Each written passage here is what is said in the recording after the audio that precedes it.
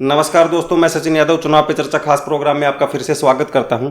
आज लोकसभा चुनाव 2024 का 4 चरण का मतदान संपन्न हुआ। एक केंद्र शासित प्रदेश और 9 राज्यों की 96 सीटों पर वोट डाले गए। हर चरण में मतदान के बाद फरोख्ती सट्टा बाजार का भाव कभी ऊपर तो कभी नीचे हो रहा है। अब तक लगभग आधी से ज्यादा लोकसभा सीटों पर चुनाव संपन्न हो गए हैं। प्रधानमंत्री मोदी बीजेपी भले ही 400 पार का दावा कर रहे हैं, मगर चुनाव से सटीक अनुमान के लिए पहचाने जाने वाला एशिया का सबसे बड़ा राजस्थान का फरोख्ती सट्टा बाजार 400 पार के दावे से इत्तेफाक नहीं रखता है। लोकसभा चुनाव 2024 की शुरुआत में जो फरोख्ती सट्टा बाजार बीजेपी को 345 से 360 सीटें दे रहा था, हर चरण के चुनाव के बाद बीजेपी की सीटें घट रही हैं और कांग्रेस की सीटें बढ़ रही हैं। तो आइए इस चुनाव पे चर्चा खास प्रोग्राम में चर्चा करते हैं कि 4 चरणों में 389 सीटों पर चुनाव संपन्न होने के बाद फरोख्ती का सट्टा बाजार कांग्रेस को कितनी सीटें और भाजपा को कितनी सीटें दे रहा है। तो चलिए, हमेशा की तरह हमारे साथ सर पुरुषोत्तम जी यहाँ पे उपस्थित है। इनसे जानने की कोशिश करते हैं कि 4 चरणों के मतदान के बाद एनडीए अलायंस और इंडिया अलायंस को कितनी कितनी सीटें मिल रही हैं, इनमें किस प्रकार का इजाफा या यूं कहीं की कमी देखी जा सकती है। तो सर, आपकी जो रिपोर्ट्स है वो एक बार दर्शकों के साथ साझा करने की कोशिश करें कि किस प्रकार का माहौल जो है फिलहाल इन सीटों के ऊपर देखा जा रहा है, जो 389 सीटों के ऊपर चुनाव संपन्न हो चुके हैं। देखो, जैसे आपने दर्शकों को बताया, आज चौथे चरण का चुनाव भी संपन्न हो चुका है जी। और लगभग देश में आज 389 सीटों पर चुनाव संपन्न हो चुका है। मतलब आधी से भी ज़्यादा सीटें ऐसी हैं जहां पर चुनाव हो चुका है जी। जिनमें कुछ आज ऐसी भी सीटें रही जिन पर चुनाव हुआ जो हॉट सीट थी। देखिए, जैसे चुनाव का जब शुरुआत हुई थी, पहले चरण से पहले की बात मैं करूं तो फरोख्ती का सट्टा बाजार बीजेपी को एक तरफा जीत दिखा रहा था जी। लेकिन जैसे जैसे चुनाव आगे बढ़ा और पहले एक चरण का चुनाव संपन्न हुआ, फिर दूसरे का, फिर तीसरे का, फिर चौथे का जैसे संपन्न हुआ है, फरोख्ती का सट्टा बाजार बीजेपी की सीटों में लगातार गिरावट दिखा रहा है। जी। पहले जो बीजेपी की सीटें, जैसे आपने ही बताया अपने इंट्रो में कि जो 345 से 360 दे रहा था, जी। अब 4 चरण के चुनाव के बाद भारी कमी देखी जा रही है। वीडियो में आगे हम चर्चा करेंगे कि कितनी सीटें हैं, लेकिन उससे पहले हम आपको राज्यवार डाटा बताएंगे कि किस राज्य में कितनी सीटें कम हो रही हैं। तो सर, जैसा आपने दर्शकों को बताया कि जो फरोख्ती सट्टा बाजार है वो कहीं ना कहीं पहले की सीटों की बात की जाए तो वहाँ पे जो है सीटों में अधिकता देखी जा रही थी, लेकिन जैसे जैसे जो है चुनाव संपन्न होते जा रहे हैं तो उनकी सीटें जो है लगातार उनमें कमी आती जा रही है। तो सर, क्रमानुसार जो आपके सामने डेटा उपस्थित है वो एक बार दर्शकों के साथ साझा करें और किस प्रकार का जो इजाफा और कमी जो है वो सामने निकल के आ रही है, तो जो दर्शकों के साथ पेश करने की जो है कष्ट करें। देखो, जैसे सबसे पहले मैं गुजरात की बात करता हूँ क्योंकि प्रधानमंत्री मोदी वहाँ से आते हैं और गृह मंत्री जी भी वहाँ से आते हैं। गृह मंत्री जी वहाँ से चुनाव भी लड़ रहे हैं गांधीनगर से। तो वहाँ पर क्या हाल है, वो 2014 में एक बात करें या 2019 में, दोनों बार बीजेपी को 26 की 26 लोकसभा सीटें यहाँ से मिली हैं। कोई अन्य पार्टी यहाँ पर खाता भी नहीं खोल पाई। लेकिन फरोख्ती का सट्टा बाजार इस बार बीजेपी को 26 सीटें ही देता हुआ दिखाई दे रहा है। जो नए आंकड़े आए हैं उसमें इस बार भी कोई कमी आती हुई नहीं दिखाई दे रही है। वहीं फरोख्ती के कुछ सटोरिये यह भी कह रहे हैं कि गुजरात में बीजेपी को इस बार 1 से 2 सीटों का भी नुकसान हो सकता है। 4 चरण के चुनाव के बाद ऐसा अनुमान फरोख्ती के कुछ सटोरिये लगा रहे हैं। यानी कि सीधी सी बात है कि जो गुजरात बीजेपी का गढ़ है वहां पर भी 1 से 3 सीटों का बीजेपी को नुकसान होता हुआ साफ साफ दिखाई दे रहा है। तो सर, जैसा अभी आपने गुजरात का हाल दर्शकों के साथ साझा किया, लेकिन अपने पास कुछ पहले भी रिपोर्ट्स आई थी जिसमें भी जो है जिस प्रकार आपने बताया, जैसे आप कह रहे हो कि फरोख्ती के सट्टा बाजार के कुछ सटोरिये जो हैं उनके द्वारा भी 1-2 सीटें जो है उनमें कमी देखी जा सकती है। तो ऐसा जो है हमने पहले भी कुछ प्रोग्राम में अपनी चर्चा कर ली थी कि कहीं ना कहीं गुजरात से बीजेपी को 1-2 सीटों का नुकसान उठाना पड़ सकता है। इसके बाद सर, मैं नेक्स्ट स्टेट यहाँ पे मध्य प्रदेश की बात करना चाहूँगा कि मध्य प्रदेश के अंदर अगर बात की जाए तो उसमें किस प्रकार की सीटों में कमी या अधिकता देखी जा सकती है, तो उसके ऊपर जो क्या राय है आपकी? देखो, मध्य प्रदेश का जैसे आपने पूछा कि मध्य प्रदेश में बीजेपी को पिछली बार 1 सीट का नुकसान हुआ था और इस बार भी फरोख्ती का सट्टा बाजार 1 से या 2 सीटों का नुकसान होता हुआ बता रहा है। यानी कि जो पिछले बार का परफॉर्मेंस बीजेपी का था, इस बार भी वहाँ से दोहराती हुई दिखाई दे रही है। जैसा मैंने वीडियो के शुरुआत में कहा था कि बीजेपी को फरोख्ती का सट्टा बाजार अब पहले जो 345 से 360 सीटों के बारे में बता रहा था, अब वो 300 से नीचे ले आया है। लगभग 50 से 60 सीटों का नुकसान फरोख्ती का सट्टा बाजार उनको होता हुआ बता रहा है। इसके बाद सर जैसे मध्य प्रदेश के आंकड़े आपने दर्शकों के साथ साझा किए, इसके बाद सर मैं एक नेक्स्ट स्टेट पर चलना चाहूँगा जिसकी राजनीति यूं कहीं 2014 से लेकर 2019 और अभी फिलहाल 2024 के जैसे ही लोकसभा चुनाव चल रहे हैं, इनमें जो है यहाँ की जनता ने बीजेपी को कहीं ना कहीं तहे दिल से इनका जो बीजेपी को सीटें देने का काम किया गया था। सर मैं बात कर रहा हूँ राजस्थान स्टेट की, लेकिन अगर 2024 की बात करें तो हमने जो है काफ़ी सर्वे भी इसके ऊपर कर ली है और हमारे पत्रकार जो लोकल लेवल पर जो रिपोर्टिंग होती है वो लगातार हमारे सामने आ रही है। तो इनमें जो है सीटों में कहीं ना कहीं कमी तो हमें देखी जा रही है, लेकिन जो आज आपकी रिपोर्ट सामने आई है इसके अंदर किस प्रकार का जो है माहौल देखा जा सकता है? देखो, राजस्थान की जैसे बात करी तो राजस्थान इस बार सबसे बड़ा अपसेट देने वाला है बीजेपी को, ऐसा लग रहा है, क्योंकि फलौदी का सट्टा बाजार लगातार अनुमान लगा रहा है कि बीजेपी को 18 से 20 सीटें यहाँ पर मिल सकती है। लेकिन इसके इतर वहाँ के कुछ सटोरिये यह भी कह रहे हैं कि बाकी कुछ सीटें ऐसी भी हैं जहाँ पर भी कांग्रेस मजबूत है और यह आंकड़ा निपट कर 16 से 17 या 15 तक भी रह सकता है। यानी कि करीब करीब 10 से 12 सीटों का बीजेपी को यहाँ पर नुकसान होता हुआ दिख रहा है, जो कि एक बीजेपी के लिए बड़ा नुकसान होगा। अगर आज की रिपोर्ट की बात करी जाए तो बीजेपी को फलौदी का सट्टा बाजार 18 से 20 सीटें दे रहा है और वहीं कुछ सटोरिये यह मान रहे हैं कि बीजेपी 14 से 15 पर भी सिमट सकती है। इसके बाद सर मैं नेक्स्ट स्टेट पे चलना चाहूँगा जिसकी बात की जाए तो वो स्टेट जो है अपने आप में अलग लेवल के ऊपर देखा जाता है, क्योंकि लेवल से मतलब ये है कि जो देश का जो प्रथम व्यक्ति होता है, जो राष्ट्रपति होता है, वो इसी स्टेट से आते हैं। और मैं बात कर रहा हूँ सर उड़ीसा की। तो इसमें किस प्रकार की जो है सीटों के अंदर क्या द्रौपदी मुर्मू जी को इतने बड़े पद के ऊपर पहुंचाने के अलावा जो है बीजेपी का कुछ फायदा उड़ीसा के अंदर होता हुआ दिखाई दे रहा है? या बात करें 2019 से इस बार की तो क्या लगता है कि आपको यहाँ पे सीटों के अंदर इजाफा या कमी हो सकती है जो है? जैसे आपने उड़ीसा के बारे में सवाल किया तो उड़ीसा के बारे में मैं आप बता दूं कि 2019 में बीजेपी को यहाँ पर 8 सीटें मिली थी, लेकिन 4 चरण के चुनाव संपन्न होने के बाद फलौदी का सट्टा बाजार बीजेपी को यहाँ पर 11 से 12 सीटें दे रहा है। वहीं कुछ सटोरिये यह भी मानते हैं कि यहाँ पर बीजेपी की सीटें पिछली बार वाली ही रह सकती हैं, जो 8 से 9 के करीब है। बीजेपी को यहाँ पर करीब करीब 1-2 सीटें ऐसी हैं जहाँ पर कड़ा मुकाबला मिल रहा है, वो बीजेपी के अलावा अन्य पार्टियों के खाते में भी जा सकती हैं। जी, लेकिन फिलहाल जो निकल के आंकड़े सामने आए हैं इनमें तो जो है कहीं ना कहीं बीजेपी को जो अगर मैंने बात जो पर्सन किया था कि कहीं ना कहीं राष्ट्रपति जी का अगर सवाल उठाया जाए तो उससे जो है फायदा कहीं ना कहीं आता हुआ भी दिखाई दे रहा है। तो सर जैसा मैंने अभी उड़ीसा की चर्चा आपके साथ की, इसके बाद सर मैं नेक्स्ट एक केंद्र शासित प्रदेश या यूं कहीं कि प्रदेश जो है वो देखा जा सकता है और कहीं ना कहीं अभी हाल के अंदर बहुत ज़्यादा चर्चाओं में भी देखा जा रहा है, क्योंकि सीएम की वजह से जो है वो स्टेट प्रदेश जो है वो पहचाना जा रहा है। मैं बात कर रहा हूँ सर दिल्ली की, और दिल्ली के अंदर जैसे ही अरविंद केजरीवाल जी जैसे ही चुनाव से पहले बाहर आए, चुनाव के अंदर जो इफेक्ट है वो भी कहीं ऊपर नीचे हो सकता है क्या, जो आपकी रिपोर्ट्स कह रही हैं? देखिए, दिल्ली की जैसे बात करी जाए तो दिल्ली की जो मुख्यमंत्री जी हैं वो जेल से बाहर आ चुके हैं चुनाव प्रचार के लिए जी, और उन्होंने जैसे ही वो जेल से बाहर आए अगले दिन ही उन्होंने बीजेपी पर बड़ा दावा बोल दिया जी। उन्होंने अपने भाषण में साफ साफ कहा है कि प्रधानमंत्री मोदी इस बार प्रधानमंत्री नहीं बनेंगे और वो अमित शाह जी के लिए वोट मांग रहे हैं जी। यानी कि सीधा सीधा एक बड़ा राजनीतिक दाव इसको माना जा रहा है जी। देखिए, जैसे अगर चुनाव की जब शुरुआत हुई थी तो कांग्रेस लगातार कह रही थी कि बीजेपी 400 सीट इसलिए मांग रही है क्योंकि वो आरक्षण खत्म करना चाहती है। बीजेपी ने ऐसी कोई चर्चा कभी करी ही नहीं, लेकिन कांग्रेस का ये दाव और बीजेपी को जो 400 पार का जो नारा दिया था वो उल्टा पड़ता हुआ दिखाई देने लगा। जो बीजेपी के नेता 400 पार कर रहे थे वो चुनाव के बीच में आते आते आरक्षण पर बात करने लगे।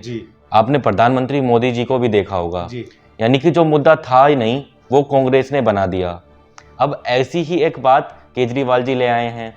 इससे देखो सीधा सीधा ये फर्क पड़ता है कि वोटर ये सोचेगा कि जो मोदी का वोटर है वो प्रधानमंत्री मोदी को ही प्रधानमंत्री देखना चाहता है, वो अन्य चेहरे को वोट नहीं देना चाहता। तो अगर वो चेहरे को ही अलग प्रोजेक्ट कर दिया जाए विपक्ष के द्वारा तो मतलब सीधा सीधा है कि वोट बैंक बड़ा ही टूटने वाला है। साथ ही उन्होंने अपने स्पीच में एक दावा और किया है जो राजनीतिक गलियारों में चर्चा थी लेकिन कोई कह नहीं रहा था। वो चर्चा थी कि योगी आदित्यनाथ जी को ये सीएम पद से हटाने वाले हैं चुनाव के बाद। वो चर्चा भी उन्होंने पब्लिकली कर दिया है। जी यानी कि जो लोग प्रधानमंत्री मोदी के बाद योगी आदित्यनाथ जी को उनका उत्तराधिकारी मान रहे हैं, वो लोग भी सीधा सीधा इस चीज़ से नाखुश हो सकते हैं।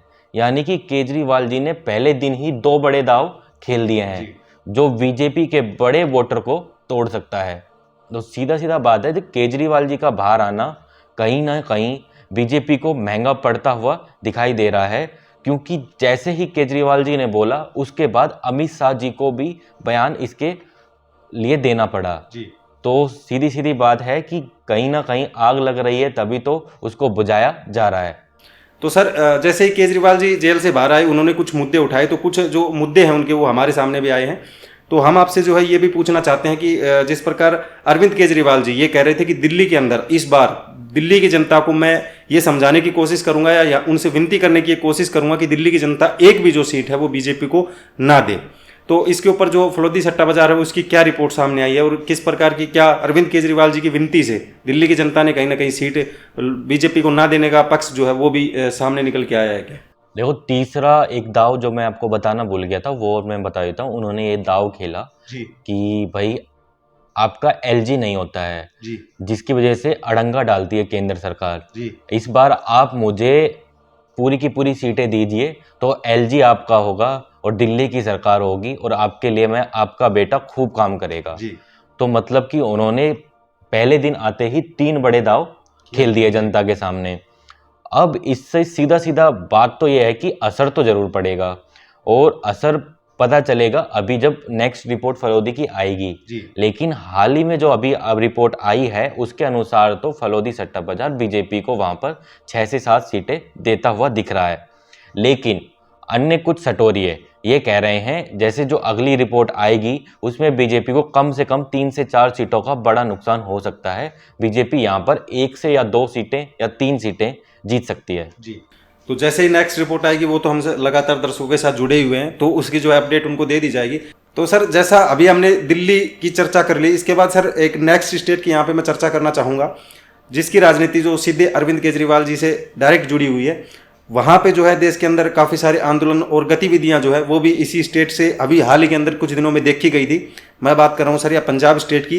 हालांकि बीजेपी की अगर बात की जाए तो यहाँ पे वर्चस्व तो कभी भी कायम नहीं कर पाई थी पंजाब के अंदर, लेकिन क्या इस बार इतनी बड़ी जो शंकाएं हैं ये होने के बाद, गतिविधियाँ होने के बाद, तो क्या बीजेपी को इस बार भी जो सीटें हैं वो मिलने का कहीं आसार आपको दिखाई दे रहे हैं?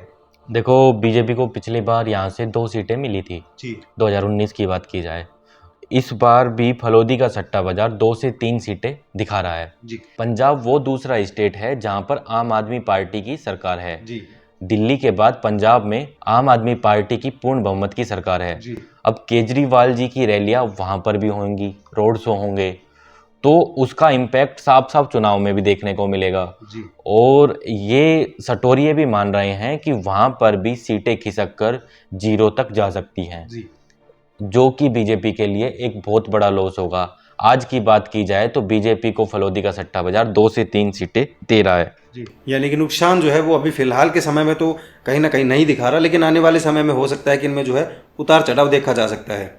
तो सर जैसा हमने अभी चर्चा की पंजाब की, इसके बाद सर इसी से जुड़े हुए इंटरकनेक्टेड एक स्टेट है जिसमें भी जो आंदोलन हुआ था, किसान आंदोलन यूँ कहीं, उनका प्रभाव जो है वो भी देखा गया था। मैं यहाँ बात कर रहा हूँ सर हरियाणा की, और हरियाणा की राजनीति जो फिलहाल वहाँ की जो खुद की राजनीति है वो तो अलग ही लेवल के ऊपर चल रही है, लेकिन अगर लोकसभा सीटों की बात की जाए तो इनमें जो है किस प्रकार का माहौल देखा जा सकता है, या यूं कहीं खिलाड़ियों के साथ कुछ अपमान भी देखा गया था इस स्टेट के अंदर। बात की जाए 17वीं लोकसभा के अंदर तो कई प्रकार की जो है गतिविधियां देखी गई थी, तो क्या इनकी सीटों के ऊपर किसी न किसी प्रकार से वहाँ की जनता जो है इफेक्ट कर रही है इन चीज़ों के ऊपर, तो क्या रिपोर्ट्स आपके सामने निकल के आ रही हैं? देखो, आपने जैसे सीटों के बारे में पूछा तो आपने एक क्वेश्चन बीच में डाला था कि जो महिला पहलवानों के साथ अपमान हुआ था जी उसका क्या प्रभाव पड़ेगा। जी तो हाल ही में एक फैसला आया है कोर्ट का जिसमें ब्रजभूषण सिंह उसको दोषी माना गया है, और अब हम शायद उनके आगे जी लगाना वो नहीं मानते, क्योंकि कोर्ट ने उनको दोषी मान लिया है। जी और अगर ऐसे दोष में अगर उनको दोषी माना है तो वो हमारे से सम्मान की अपेक्षा नहीं करनी चाहिए उनको। उसके बाद महिला पहलवानों के भी बयान आए, तो मतलब सीधी सीधी बात है कि कोर्ट ने भी अभी मान लिया है कि वो दोषी हैं।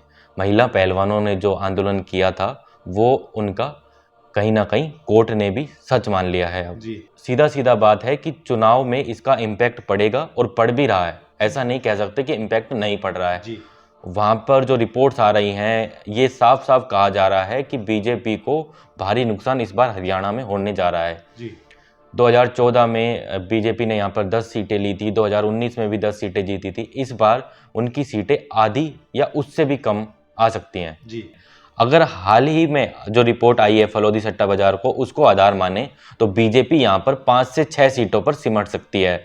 वहीं कुछ सटोरिये यह मान रहे हैं कि 3 से 4 सीटें ऐसी हैं जहां पर कड़ी टक्कर है। बीजेपी आगे जरूर दिख रही है वहां पर, लेकिन वहां पर भी कांग्रेस जीत सकती है। यानी कि साफ साफ उनका ये कहना है कि बीजेपी 1 से 2 सीटों पर भी यहाँ पर सिमट सकती है। जैसा सर आपने रिपोर्ट में बताया कि वहाँ की जनता जो है कहीं ना कहीं सीटों के जरिए अपनी नाराजगी जो है वो बीजेपी की तरफ दिखा रही है। ठीक है सर, इसके बाद एक नेक्स्ट स्टेट जैसे अगर बात की जाए पश्चिम बंगाल की, तो यहाँ की जो है राजनीति काफ़ी फेमस है और हमने काफ़ी वीडियो में चर्चा भी की है कि कहीं ना कहीं यहाँ की राजनीति जो है दीदी भैया के नाम से भी जानी जाती है। तो इसमें जो है किस प्रकार की हो सकता है कि इस बार जो है सीटों के अंदर बीजेपी यहाँ पे, तो जो फलोदी सट्टा बाजार के जो आंकड़े हैं जो किस प्रकार के दिखाई दे रहे हैं, तो क्या बीजेपी इस बार जो है उन आंकड़ों को से आगे बढ़कर जो है सीटें हासिल कर पाएगी या नहीं कर पाएगी, तो किस प्रकार की रिपोर्ट सामने निकल के आ रही है? देखो, फलोदी सट्टा बाजार का जो अभी रिपोर्ट कार्ड सामने आया है उसके अनुसार तो बीजेपी यहाँ पर बढ़ोतरी करती हुई दिखा रही है। बीजेपी को यहाँ पर 2 से 4 सीटें बढ़ सकती हैं, यानी कि करीब करीब 20 से 22 सीटें बीजेपी को यहाँ पर मिल सकती है। लेकिन अन्य कुछ सटोरी ये मान रहे हैं कि बीजेपी पिछले वाली परफॉर्मेंस पर वापस कायम रह सकती है, यानी कि बीजेपी 18 तक भी यहाँ पर सिमट सकती है और अन्य जो सीटें हैं वो टीएमसी और इंडिया गठबंधन के खाते में जाती हुई दिखाई दे रही हैं। इसके बाद सर एक नेक्स्ट स्टेट हो रहा है जिसकी राजनीति की चर्चा करना बहुत ज़्यादा जरूरी हो जाता है, और जैसे आपने अभी हमने दिल्ली की चर्चा की थी उसमें आपने कहा भी था कि अरविंद केजरीवाल जी जैसे ही जेल से बाहर आए तो उन्होंने एक कार्ड जो है वो ये भी खेला कि कहीं ना कहीं योगी आदित्यनाथ जी वो अगले पीएम के उत्तराधिकारी होने वाले थे, लेकिन बीजेपी ये नहीं चाहती और उनको जो है सीएम पद से भी हटाने की कहीं ना कहीं कोशिश उनके द्वारा की जा रही है।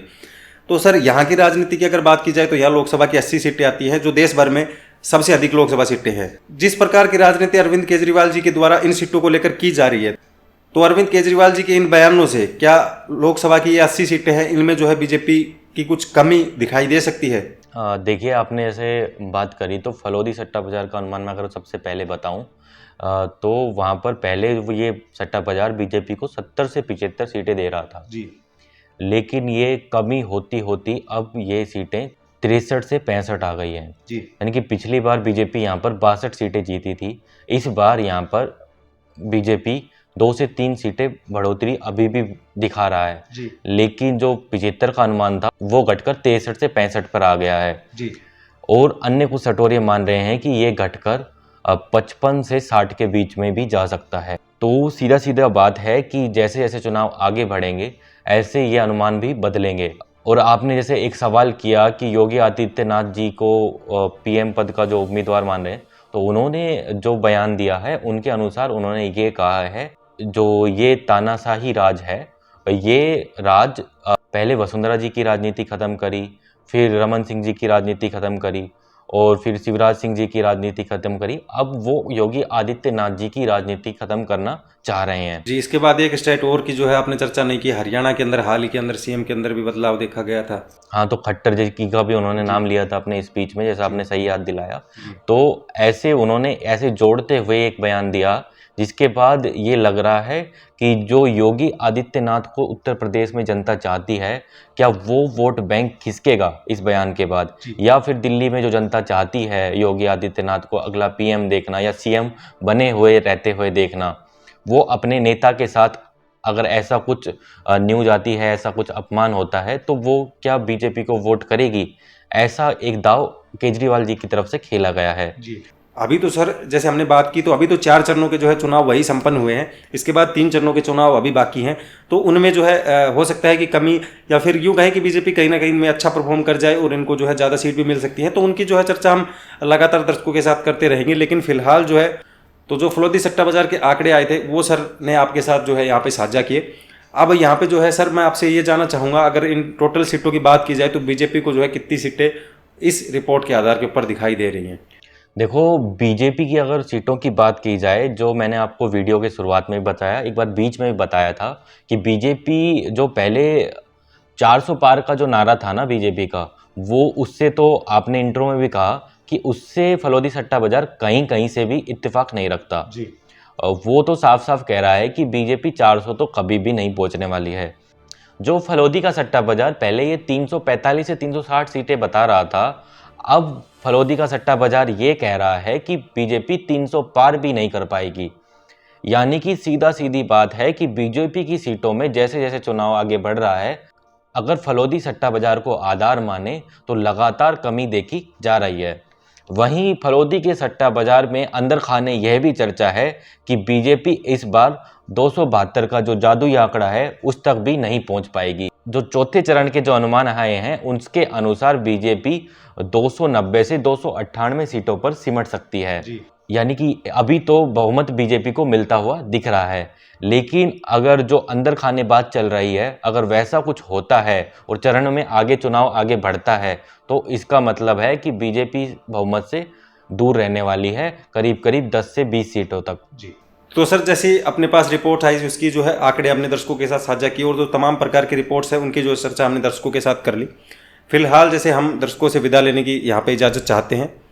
अगर फिलहाल ये प्रोग्राम आपको अच्छा लग रहा हो जिसके ऊपर हमारी डेली चर्चाएं हो रही हैं तो इसको लाइक जरूर करें और लाइक हम तक पहुंचाने का काम करें, क्योंकि आपका लाइक जो है हम तक पहुंचता है और हमें जो है प्रोग्राम के अंदर आगे प्रेरणा मिलती है कि हम जो है अच्छी से अच्छी रिपोर्ट आपके साथ साझा करें। वहीं मैं दर्शकों से एक अपील करना चाहूँगा कि जैसे हमें आपको हर स्टेट बता रहे हैं, पहली बात तो देखो फलोदी सट्टा बाजार को हम आपको बता रहे हैं, राजनीति में भी चर्चा इनकी हो रही है, केजरीवाल जी के स्पीच में भी इसकी चर्चा थी, अन्य नेताओं के स्पीच में भी इनकी चर्चा हो रही है, लोगों में उत्सुकता बनी रहती है, इसलिए हम बता रहे हैं। हम किसी भी तरीके से इसकी कार्यप्रणाली को प्रमोट नहीं करते और पुष्टि भी नहीं करते हैं, आपको जानना होता है और इसलिए हम आपको सामने ये लगातार आंकड़े जैसे अपडेट हो रहे हैं वो बता रहे हैं। लेकिन आपसे मैं एक रिक्वेस्ट ज़रूर करूंगा वीडियो के अंत में कि मैं तो आपके लिए हर दिन डाटा लेके आता ही हूँ, लेकिन आपका डाटा क्या कहता है, आपके राज्य में, आपके क्षेत्र में कौन सी पार्टी लीड कर रही है, ये हमें कमेंट बॉक्स में लिखकर ज़रूर बताएं और एक विस्तृत कमेंट बताएं, जिसके आधार पर हम आगे एक वीडियो बनाएंगे जिसमें आपका नाम भी मेंशन होगा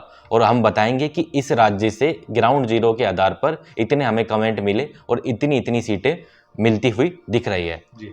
तो सर, जैसा तमाम प्रकार की बातें आपने दर्शकों के साथ साझा कर ली, मैं यहाँ पे एक चीज़ और कहना चाहूँगा कि अगर ये वीडियो आपको अच्छी लगे तो लाइक कर दें, चैनल को सब्सक्राइब कर ले ताकि आने वाली हर वीडियो आपको सबसे पहले मिल सके और आपका जुड़ाव हमारे प्रति रह सके। फिलहाल ये चर्चा प्रोग्राम आपको अच्छा लगे तो भी आप हमें कमेंट करके बता सकते हैं। तो मैं था आज के चुनाव पे चर्चा प्रोग्राम में आपका होस्ट सचिन यादव, हमारे साथ थे सर पुरुषोत्तम शर्मा जी। मिलते हैं ऐसे ही चुनाव पे चर्चा प्रोग्राम की नेक्स्ट वीडियोज़ में, तब तक के लिए धन्यवाद। ऐसी ही और खबरों से हमेशा अपडेट रहने के लिए चैनल को सब्सक्राइब कर लीजिए और वीडियो पसंद आया हो तो लाइक और शेयर करना ना भूलें।